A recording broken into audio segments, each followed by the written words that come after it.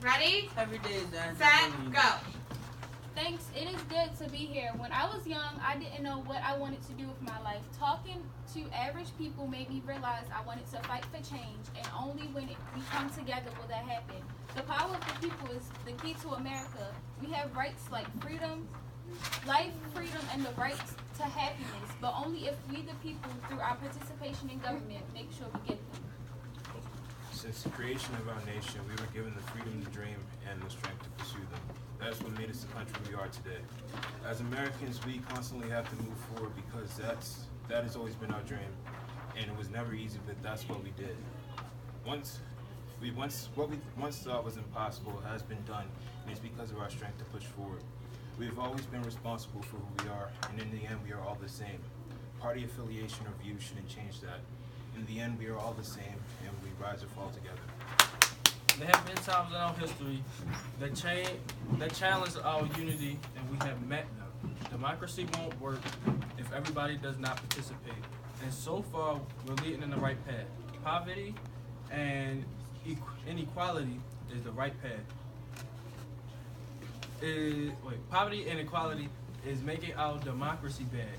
We have to make any agreements to change so all kinds of kids can get an education. Also make sure that the taxes are fair. Also, we can't stop fighting for it. Another threat to our democracy is racism.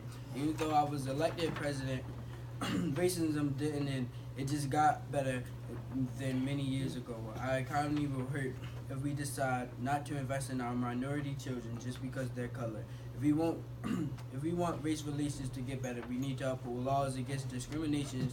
Laws won't only change racism. We need to learn how to be more accepting of diversity. In our country, there is a lot of racism, and it needs to stop. Racism has been around for a long time, but it can be defeated if people work together and realize how it feels to walk in someone else's shoes. For their gender and race, this process will take time. It won't change too fast. We need to put in work. You will never know how other people feel until you see everything in their eyes. We also shouldn't let our different interests separate us. We should still try to compromise even though we have different goals and different likings. We also shouldn't use our money selfishly, but we use it to help others and not just ourselves. And just because we didn't support another party because of what they did does not mean we should support our party when they do the same.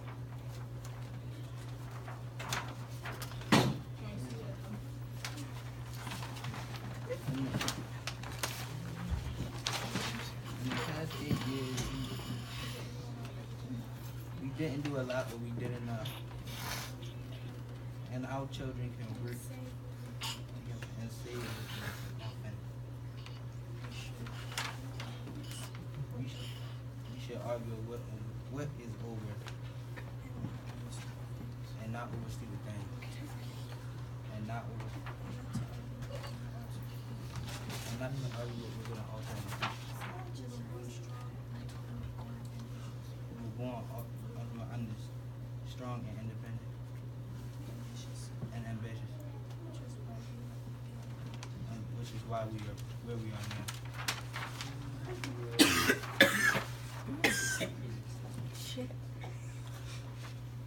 We have to pay attention so our government don't be taken for granted. Only if we work together, we can accomplish our goals of rebuilding our democracy. At the end of the day, it is all up to us.